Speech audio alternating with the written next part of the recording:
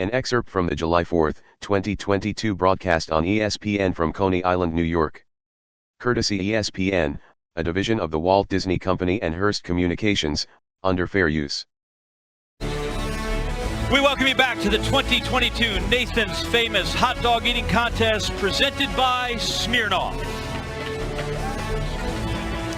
So if eating is the thing, then the talking about those doing the eating is the other thing. It is spectacular. It is mesmerizing. It is MC George Shea doing his thing. Folks, it is time. It is time. Are you ready to sip from the volcano, to ride the tornado, to make love to the dragon? Are you ready?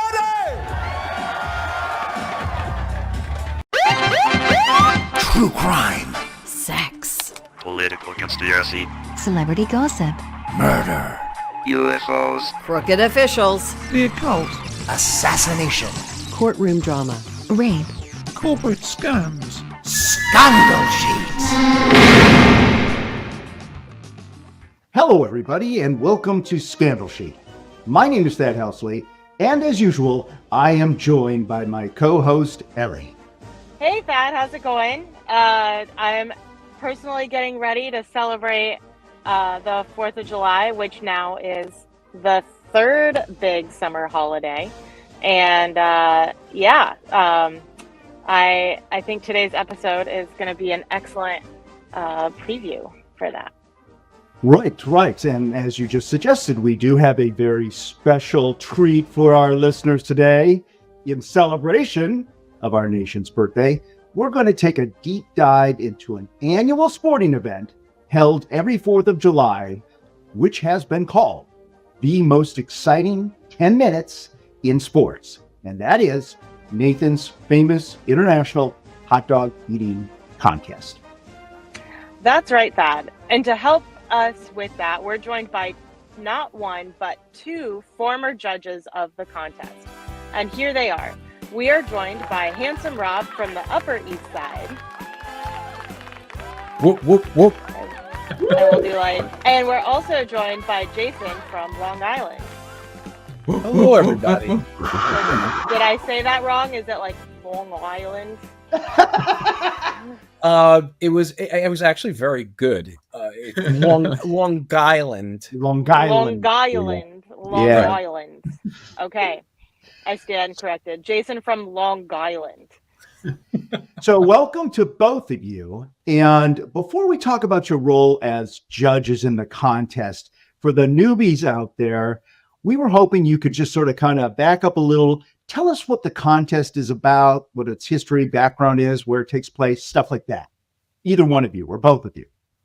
I will. By the way, in the talk up, you didn't mention the fact that we are not only we were fellow judges, but also lifelong brothers. So there's that connection. I didn't know that we could say that, so that's why I didn't put it in. But okay, so you're brothers. Now you're giving a clue to the Twitter maniacs. Yes, right. have at it. Okay. So I will defer to, and again, in the course of this conversation, you'll hear me call him Face, because when we were younger, our dad used to call him JC Facey. And then I figured that as we got older, it was much more mature and, of course, sophisticated to just cut that down to Face. So if anybody out there is like, is there a third person out there, or is Rob just enamored with his own face? No. Well, yes. Well, but I was going to say he never met a mirror he didn't like, but yes. That's a long preamble of saying I will turn that over to Face to give you the history. Okay. Well, yeah. So according to history, the contest started in 1917 at the Nathan's Famous Coney Island, which is located in Brooklyn on the corner of Surf and Stillwell, when I believe that hot dogs were still 5 cents each. And so that's a restaurant or a deli, right? Well, Nathan's, there was actually a couple of hot dog places, but Nathan Handworker, Coney Island became a very popular destination and was offering, at the time, 5 cents a hot dog was probably, the best and cheapest meal that you can get. So it was primarily a hot dog place. And crazily enough, Nathan's in Coney Island, the original still, they also serve frog's legs. If you can believe that. Frog legs are on the menu. I've never had frog's legs, but just an interesting fact. Yeah, we had frog's legs in the Midwest, and they were usually deep fried in batter, So, yeah, you'd always see them at a fair, at a county fair or something like that. Yeah, and I think that's really interesting because you think of, like the hot dog as this like all-American food, but you don't think of frog legs as an all-American food. So maybe we should open up the conversation to serving frog legs at baseball games. Yeah. I have never had. Well, has anybody ever had frog's legs or tried frog's legs? Well, guess what? They taste just like chicken. They do. I actually had them as well. So anyway, so then there's that, and then 100 years later, they got the hot dog eating contest up and going. And just a brief history on how Face and I got involved. I had a client at the time who, in addition to his day job, was also doing PR for the Nathan's hot dog eating contest. So knowing of our New York roots, he had asked if I wanted to be a judge, because at the time it was not that big a deal. And then I, of course, asked my brother if he wanted to join as well. And that's what got us into the whole thing. And there's a very interesting story, which of course we'll get to, from that first time that we did it to that last time that we did it.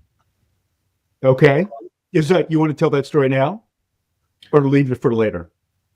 Well, I thought that we could talk about the progression into what started as sort of, even though everybody knew about it across the country, across the world, Face and I really were there as it grew. And what really, really led to its exponential growth of being a quote-unquote big thing to a quote-unquote really big thing was when ESPN started airing it. And and we would go, and in 1 year, we noticed the difference between being there and being right in front of the stage and turning around and seeing a nice group of people to turning around and literally you couldn't see. There were hundreds, if not thousands, I don't want to exaggerate, of people as far as the eye could see. Yeah, 40,000. Yeah, 40,000 now. On average, they have 40 people. And that's on the street. The contest starts at, I think, high noon, or and people get there at 8:00 in the morning. It really is just a sea of humanity, and it's really just a wonderful. Yeah, I was gonna say. We'll go back and kind of talk about that that baseline. But so competitive eating as a sports category is a controversial and hotly debated matter, and it's not limited to hot dogs. Just on the 4th of July, it also comprises of like dozens of other items. And so from your perspective as former judges, is this a legitimate athletic event, or is it a joke to market it as an athletic event? Base? Yeah, so when we first started, I took it as a joke. A bunch of overweight, for lack of a better word, just slobs. And as the years went by, and we've had conversations with these contestants, and seeing it firsthand and learning more about it, it is a sport. I truly believe that it is a sport. In terms of the conditioning and the preparation that these athletes go through to prepare, expanding their stomach, eating. Most people believe that they fast, they'll just but it's a combination of fasting and eating special foods to expand their stomach. And it's truly the best eaters are the leanest, and physically, they look like athletes. From Kobayashi, which I'm sure we'll get into a little we'll get into later, and the reigning champion, or the GOAT, Joey Chestnut. These people are in great condition, and as well as, not as well as the women, but the women competitors are. It's just amazing what they can do. And I think, just to add to that real quick, I agree. I think it is truly a sport. And like most, if not every sport, the professionals make it look easy. So I think, you watch on TV and you're like, oh, you eat a bunch of hot dogs. Yeah, so do I. Big deal.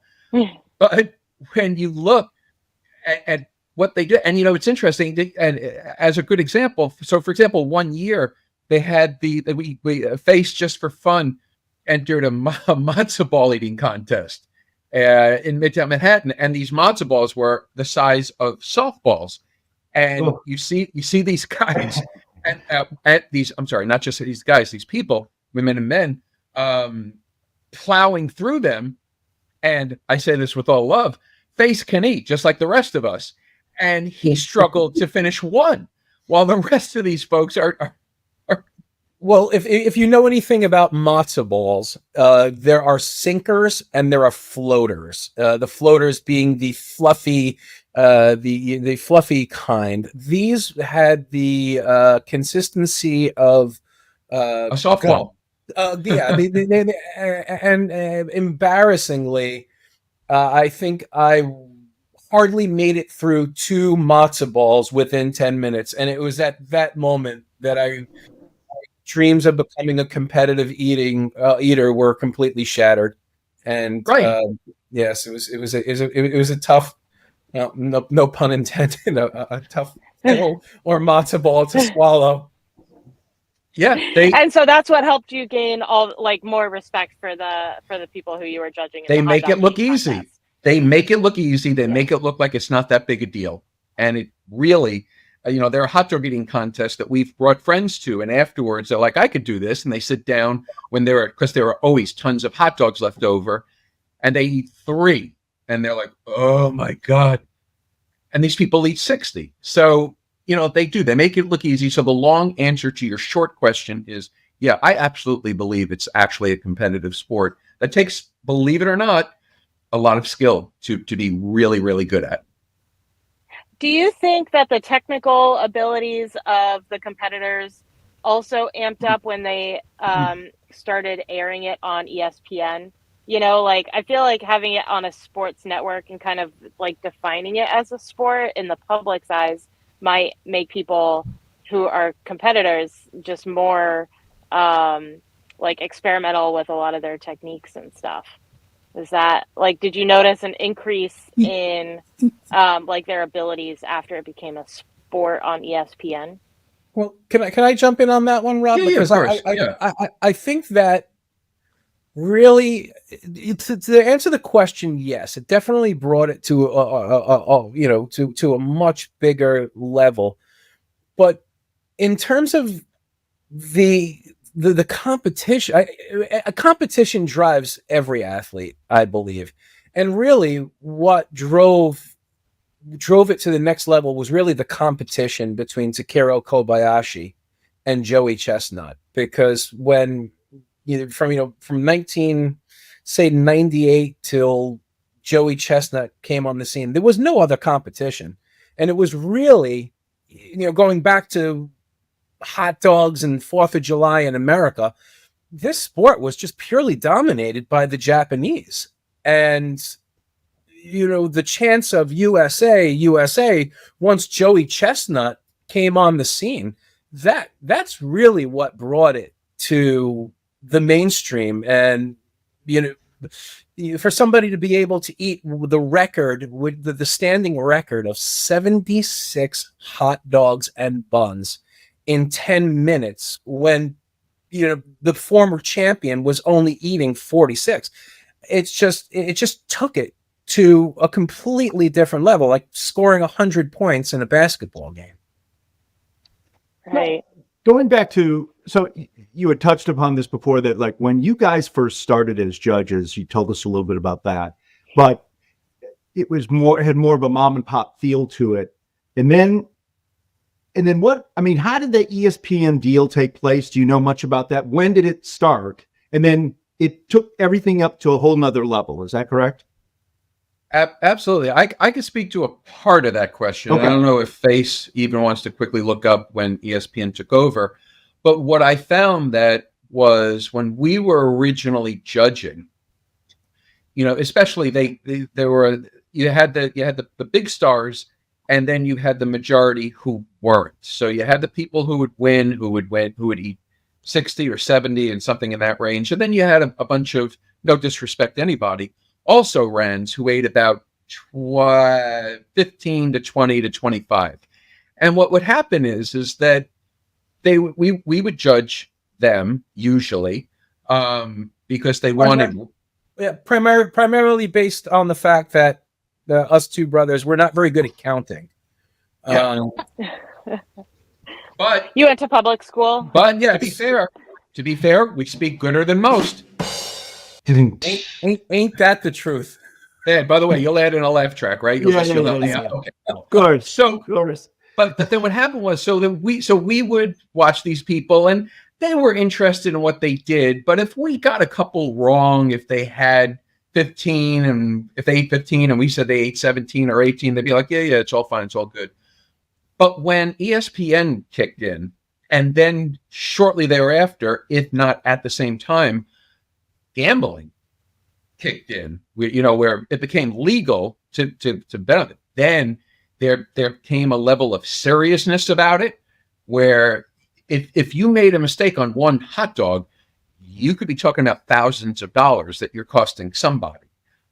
So that tone, where before it was, we were saying it was like a garage band that was just playing for kicks, and now all of a sudden they're playing stadiums.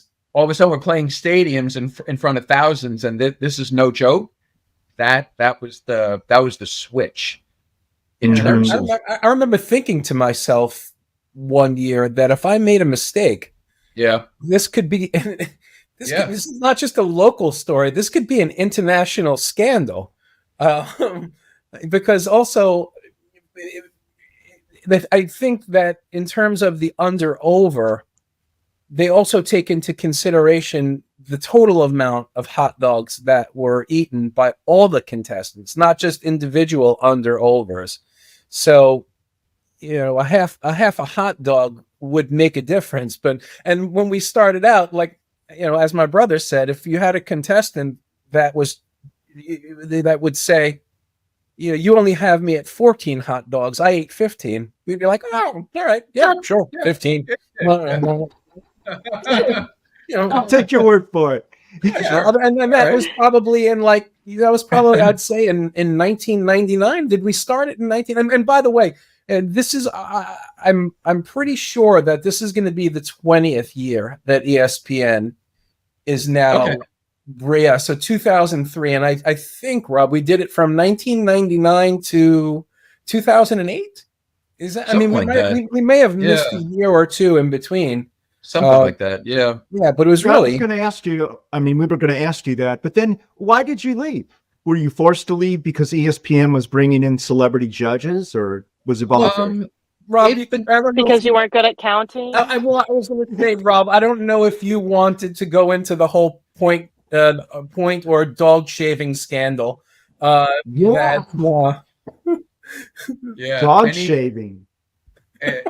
Well, we left because it became, honestly, so big that the little guy, and I hold no resentment. I mean, we did it for a long time, and it was a lot of fun, and it was much appreciated.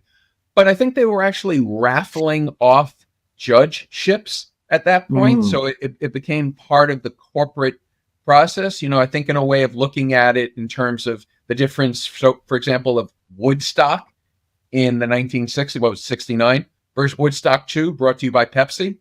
So that was really the change, and kind of, how we Yeah. got moved out. It just Yeah. got too corporate, huh? So It everything went everything really was a corporate. business model. Yeah, Yeah, I mean, it would also. everyone- I'm sorry. No, no. Then yeah, and a lot of it was also that Nathan's being a franchise, they would bring in their biggest franchisees. It just made sense that if you owned 20 Nathan's franchises, and wherever, so they were bringing in their biggest franchisees, and it just became corporate. Right. Yeah. No resentment though. I mean, it was great of us to be included for as long as we were. It was super nice to have us do it for 1 year. And every year after that, it was just, much appreciated, nothing owed, and, look back on it fondly. So you were judges, back when it was a mom and pop production. And so what did you do as a judge? Because typically I would think a judge is, somebody who, is like, wow, you ate that hot dog so well or something, instead of like just counting. Because accounting would be like a referee, right? Yeah. Or like just a counter. What did you do as a judge? Well, again, it's kind of simple in the sense that they're given and I don't remember the exact number, but it doesn't really matter for the purpose of this answer. Someone brings out a plate of 20 hot dogs and puts it in front of the competitive eater. When I say hot dogs, I mean hot dogs and buns, because you have to eat the whole thing. When that plate is empty, they had 20 hot dogs. So, sometimes it was difficult to keep track because everybody, believe it or not, had different styles in how they would eat. I know that for me and the majority of the folks that I watched, and I'm glad that this is a video podcast so we can do it, they had to finish everything, and it didn't matter how they did it. All they had to do was just finish it. So what most did is they took the two the two actual hot dogs, eat it typewriter style. So they'd go da, da, da, da, da, da, da, and then they had a cup of fruit juice or water next to them, and they would take the buns, dip it into the cup, because the whole thing, and then just slurp/drink it down. Which one finished the buns? One finished the buns, two finished it quickly, and three helped wash it down. So so in terms of how to count it, 20 hot dogs at the beginning, plate empty at the end, means that you ate 20. If you took a hot dog and threw it behind you, there's probably a pretty good chance we saw you do that. But otherwise, not that difficult. How many contestants per judge? One. Oh, 1-on-1. Okay. Yeah, 1-on-1. Which I think actually expanded as it got bigger. I think there may have been two judges. Sometimes it was a little haphazard in terms of organization. We never knew who we were going to get. And I just to take a step back, before the contest, we were sworn in. There was an official swearing in ceremony where we had to raise our hand and say, I state your name. And a lot of people said, I state your name. We're involved. And again, going back to the mom and pop days, I mean, to be the judge again, yes, counting was definitely a prerequisite, but also being able to convince your family on the 4th of July weekend that you had to drive from wherever you were all the way into Brooklyn and disrupt whatever plans you had to do this ridiculous at the time thing. That was, probably the hardest aspect. But in terms of cheating, it's very interesting. It's because they do dip the rule is right. You have to eat the entire hot dog and bun, and taking into consideration that they are dipping the buns into the water. I've always thought of, and as it grew, I always thought that maybe they should have counted or looked closer into the cup of water, or look at the scraps, if you will, on the table. But they never took that into consideration. It was always whatever was jammed into your mouth. But I never actually saw a forensic analysis of what was in the cup, or so I guess technically they could, but I don't think it ever came up. No pun intended. Yes, yes. Yes. Or as the technical term under the International Federation of Competitive Eating, or the IFOCE, or Major League Eating, MLE, throwing up is referred to as a reversal of fortune. Does that disqualify you? Oh. Or Yes, just you have takes 10 points? minutes. You have 10 minutes to hold down whatever you ate.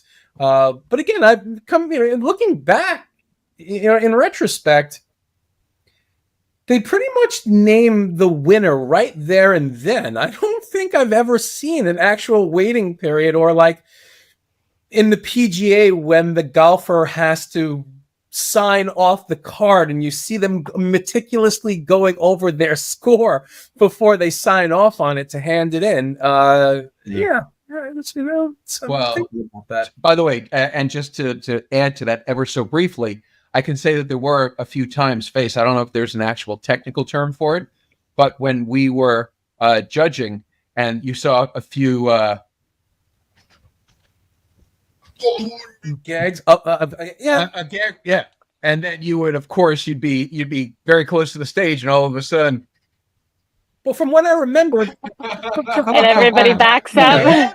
yeah, except the splash zone. But from what I remember over the years, you were the one that was making that face, and you weren't even in the competition, Rob.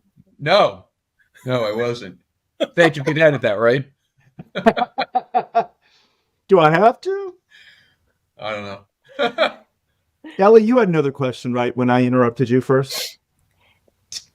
Well, I was going to ask about the cheating. Oh, okay. And then, are there other ways to cheat? But I guess if that's the only way to cheat, then yeah. All I can add on to that on. also then is, again, I feel like there's pre-ESPN gambling and post-ESPN gambling. Like Fake said, there were times where when we went, we didn't know what eater we were going to get, and I got to be honest, I was really nervous that I was going to get one of the top guys. I really, really was. Face, I don't think we ever even discussed that, but when they gave me one of the people that are expected to eat 12 or 14, I was, the pressure, the pressure became real. The pressure was real. The pressure was real. I mean, there were thousands of people behind you. I mean, pretend you go to Yankee Stadium. I'm sorry, Shea Stadium, the Citi Field, and you turn around and you see thousands of people. That's what it was when you would just, you would look at these judges, but then you would turn around and take a look, and there were TV cameras and there were reporters from all over the world, and it really, I got a little bit nervous after that. It really was a little nerve-wracking. I would also like to think that there's somewhat of an honor system, being the 4th of July, being hot dogs, being Coney Island, Brooklyn, and having all those cameras on you as well is somewhat of a deterrent. Yeah, like could they do an instant replay? I guess I would think so, right? Or maybe there would be a magician that was palming, hot dogs, or right. Or we could there could be a spin-off Law and Order Coney Island, where where they just right, do a forensics test. Well, what's the relationship? So when I watched on ESPN, I can see those judges with the referee shirts on in front of the stage. Behind each contestant is a girl with a sign, and she's flipping the numbers as they go. Are you connected with them, or do you guys ever get out of sync? How does that work? No, and I think, Face, keep me honest, but I think that was only with, again, like the top 3. It's not everybody. Okay. No, I think it's just the ones that people are really there to see. No disrespect to anybody that's on that stage, but you know who's going to hit the home runs, and who's the the slappy singles hitters at best. Right. And I think I think the people on stage were, more for the showmanship, because the people who run it, who, we have the relationship, they're fantastic. And Yeah. I had mentioned that, the main person that runs it is really like a latter day P.T. Barnum. So it's a lot of it is just about the spectacle in general. And before what they don't televise this, but before the main competition, they have a competition for children in which they have a neat hot dog eating contest. And the winner is the child that eats the hot dog in the most neat fashion, in the most cleanliest fashion. So it's, yeah, so it's really, it really is a lot of America. I mean, besides the protest, and I know I don't want to veer off, but as a matter of fact, last year, I forgot to put that in, but you did mention that in the pre-meeting, the protest. I'd love to hear about it. Yeah, no, and it dawned on me that, so taking into consideration cheating, gambling, and protesters, last year, Joey Chestnut, who, by the way, I think he had ligament damage and he actually competed on crutches. Somebody stormed the stage. A protester stormed the stage. Right. Joey Chestnut put the person was protesting Nathan's pork distributor, and Joey Chestnut put the protester in a headlock in the middle of the competition. And wow. The two gambling companies at the time, which I think was DraftKings, and I can't think of the other. I'm not promoting gambling or any competitions. They actually offered refunds to everybody that bet on the under-over because of the protester interrupting the contest, because of their protest over meat. Which is very un-American. It hurt Joey's numbers by having to take the time to do that, right? Yeah. Oh, absolutely. I think last year his under-over, it was either 72.5 or 74. It was 74.5, and he only ate 63. Now, keep in mind, he was injured, and he put a protester in a headlock. Right. Which, again, lends itself to the beauty and pageantry and freakishness of the Nathan's 4th of July eating contest. Wow. So then did he so then when Joey Chestnut didn't eat as many hot dogs, I mean, did he still win, or did some by far? He obviously, yeah, by far. I mean, when I say he's the GOAT, there's just nobody that can touch him, and it's not just in terms of eating hot dogs. He is the Wayne Gretzky, Michael Jordan, Tom Brady wrapped into an eater. In my opinion, there will be nobody that can come close to what Joey Chestnut has done for the sport of competitive eating. Now, before Joey Chestnut, there was Takeru Kobayashi. Did I get that right? He was sort of a phenom. Takeru, yeah. So tell us a little bit about him and why did he get out of it and Joey took over? Is it just age? No, actually, it was a contractual issue. Because if you were signed as an eater, well, it's funny because it somewhat parallels the PGA and LIV, in the sense that, in the sense that if you were signed to the IFOCE, you were pretty much locked into the circuit of what that organization allowed you to compete in, which I think was the Wing Bowl in Philadelphia and the other competitive eating competitions. And keep in mind, you had to be exclusive. In other words, you had to only work at their sanctioned events. Okay. Yeah. And, in terms of compensation, there was really nothing going back to 1998 or 1999, what you won was the mustard yellow belt. I mean, since there's real money in terms of sponsorship now, but Kobayashi was a hero in Japan and wanted to compete in other competitions and wasn't allowed to do so. And as a matter of fact, when they had this contract dispute, I forgot what year, but Kobayashi actually showed up at the competition in the audience, tried to storm the stage, and was subsequently arrested by the New York, the New York Police Department. New York Scotland. And yeah. So no, the competition ended because, well, he slowed down. I think there was a point where he realized that there was no way he was just gonna. He just wasn't competitive enough anymore to Joey Chestnut, like nobody has been able to. Gotcha.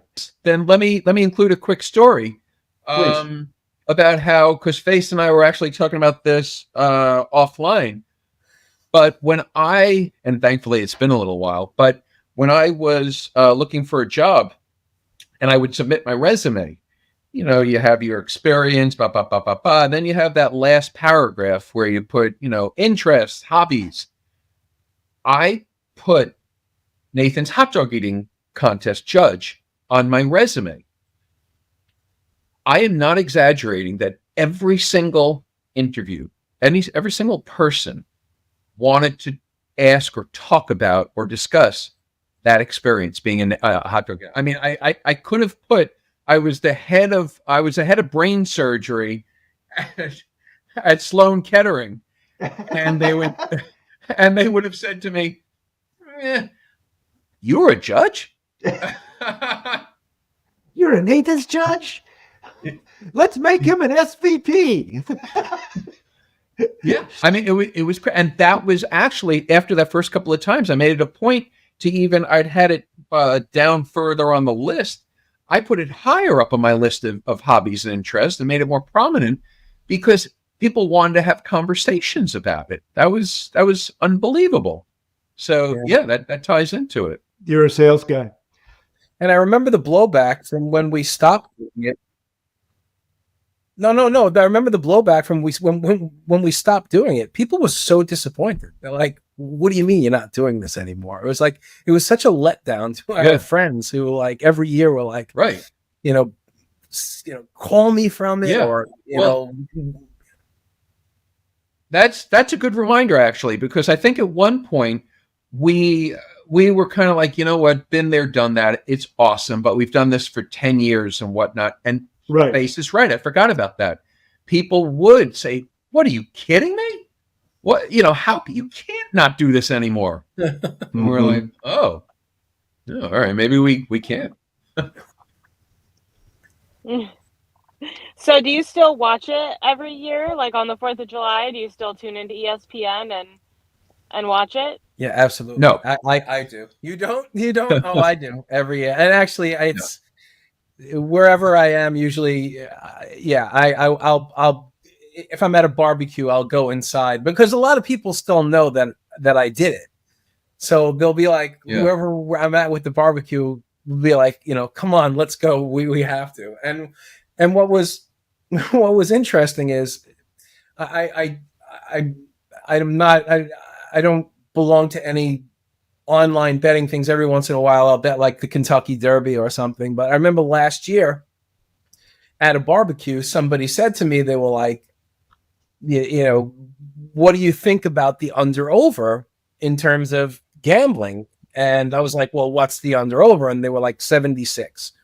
And that year in particular, it was last year, it was, besides the fact of the protester, but it was a really hot and humid day. And I'm like, well, I just know from experience that if it's really hot and humid, it kind of slows down the eaters.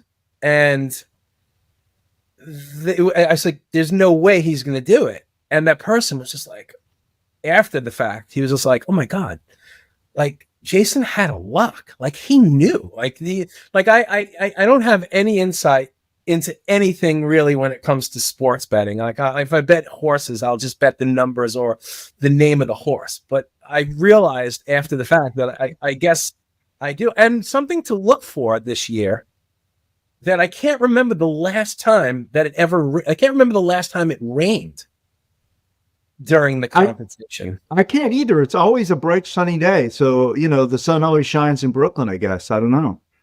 But it should be interesting if it rains, because you would think that the hot dogs and buns would get soggy.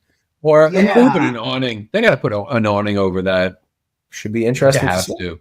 Yeah, no, you have to. So are there any, were you guys, when you were judges, were there any big scandals that were associated with the contest that you have any knowledge of, that the expiration has run out? I think Face touched on that with the protest and Kobayashi, and I think those were terrorists. Yeah, okay. Yeah, and then right. It was funny because after not funny, but I remember after September 11th,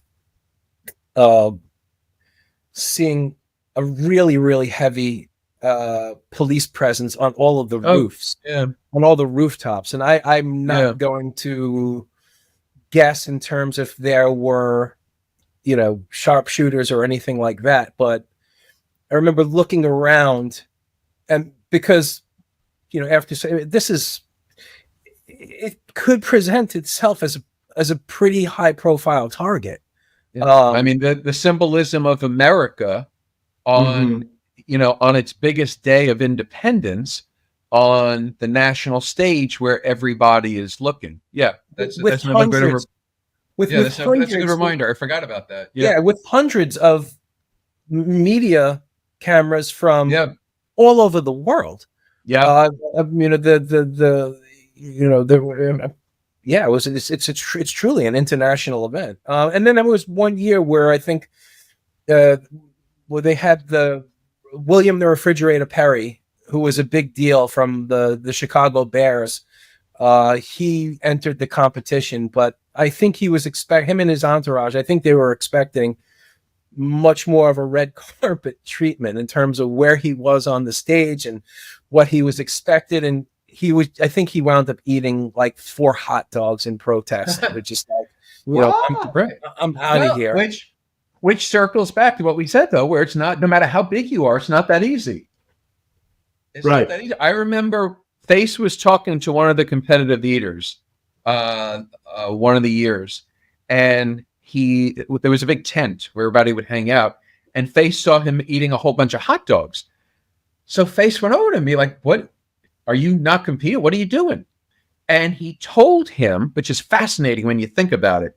He said, "What happens is that I want to eat because when you eat, your stomach expands, and it makes it larger, as opposed to when you don't eat and your stomach contracts and it's smaller and you can't eat as many hot dogs."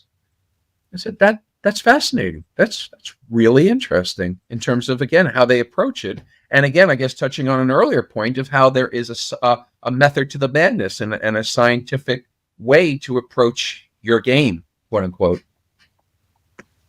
Mm-hmm. How long do they train for this Nathan's hot dog eating contest? Like, I mean, is it like months of training, and then do they have a little bit of like an off season? Well, Face, keep me honest, but I think there's a lot of regional contests, so it's kind of like one of those things where, again, to use Major League Baseball as the example, and there's the playoffs where you have to earn your way to to move along. So there's the Long Island regional hot dog, and you do really well there, and then you build a name for yourself, and then you go to the Ben's Kosher Deli matzo ball contest, and you work your way up. But as you're working your way up, you're also quote unquote training. It's like doing a bunch of marathons, half marathons and mini marathons as you work your way up to the big New York City marathon. Yeah. But according to Wikipedia, that international organization you mentioned, Jason, they have 50 sanctioned events a year. Yep. So that's a lot. Yeah. Yeah, no, it is a lot. But I think leading up, like this is the Super Bowl. This is the Super Bowl. Okay. This is the Super Bowl. So I think, great. So you've leading got to up qualify, right? It is like the Boston Marathon. You can't just walk in. You've got to at least run the Boston Marathon. You've got to qualify. Yeah, unless you're Rosie Ruiz and you take the subway halfway there. You're aware that the Rosie Ruiz, she won the Boston Marathon one year. They have spotters along the way, and she disappeared for a long length of time. She took the subway, and won it's pretty unbelievable, Rosie Ruiz. And when they interviewed her, at the finish line, they were like, can you tell us about your training and your intervals? And she's like, what's an interval? And they're like, the cameraman's like, well, this is not really official, but we've never heard of you before. We're gonna have to get back to you on these results here. And it's really pretty awesome. But how you did it, LA? Did you? Well, we'll have to cover that in a few. Yeah. Did you just take the train in from where's the starting point? No, that's right around mile 24. That's always when I'm like, yeah, shoot, or taking a train or something. Yeah, but I think the week leading up to it. We'll have to cover that scandal here at some point. But I think the week leading up to it, I know they drink a lot of milk. I know that they eat a lot of oatmeal. And I think the week before, just in terms of physical and the mental preparation, because they're hyped up. This is, prime time. It's prime time. It's Super Bowl. Awesome. Is there anything else you guys think we missed that you want to mention? The women. Oh yeah, why don't you talk about the women, the top stars? Yeah, no, it's amazing. For a while you had Sonia the Black Widow Thomas, who was the reigning champion, who, again, speaking of physical characteristics, just, thin and athletic. And the reigning champion, Miki Sudo, it's just amazing. I think her record is 46 hot dogs and buns in 10 minutes. And just, eating 76 hot dogs and buns. I think it weighs 16 pounds, or it's like the equivalent of 46 cue balls in pool. So just think about, just the amount of food that's going in. But as a matter of fact, I think in terms of consumption of hot dogs, the women, it's Mickey, she's coming in second only to Joey Chestnut, which is really, it's really phenomenal. It's just amazing. What I always think about when they're done is just in terms of the blood pressure. When you think of the amount of salt that they have consumed in those hot dogs, you talk about the steam coming out of the top of the head. Oh my good Lord, jeez! They need a detox, yeah, or something. Just when the contest is over, and assuming nobody has lost it, do they evacuate their stomachs afterwards? I've seen some people go and have a couple of hot dogs after the contest. I've seen some of the competitors. I really have. I've seen them eat. Wow! What are you kidding me? Yeah. These people like to eat. They're really good at it. They're really, really good at it. I wonder if there's a measurement of how many hot dogs eaten as a percentage of your body mass. Is that any calculation that people pay attention to? Interesting. Yeah. Well, yeah, Joey Chestnut is over 6 feet. He is a bigger guy, but like you were talking about the girls. And then one year, Joey Chestnut's unbroken record, he was beat by this very petite man, Matt Stoney. Right. Who beat him. It was like 2015 or something like that. But, and it was like, I couldn't believe it. I mean, because the guy was like 5'4" or something like Yeah. that.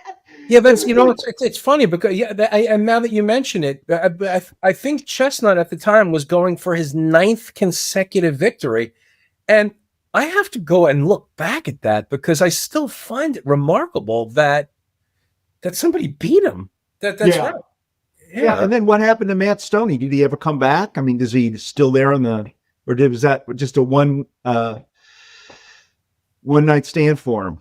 I don't know if that was during the steroid era. It might have, I think he might have been like the Jose Canseco, and that's why you don't hear of him. I'm joking, and it's, but yeah, Ed, you're going to hit the laugh track, right? You're going to help him out. We've got a laugh track, or you can throw crickets in there just as well, or raspberry. They can't all land. Okay, Ellie, you got anything else? No, I was just going to say, actually, my phone is at about 5% battery here. So if you lose me, that's why. Okay, so there we go.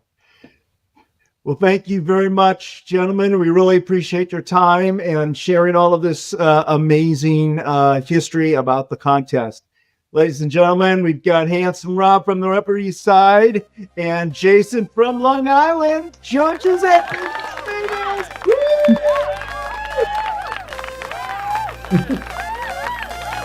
Thanks, everyone. We hope you'll follow or subscribe to Scandal Sheet on your favorite pod platform and share it with all your friends. We'd also love it if you'd leave us a shameless, over-the-top rave review on Apple Podcasts especially. That helps us build audience. Also, we want to hear from you! You can reach us online at scandalsheetpod.com, Facebook, or Twitter, or just send us an email to contact@scandalsheetpod.com. See you next time on Scandal Sheet. Copyright 2023, Thad Helsley Media LLC. All rights reserved.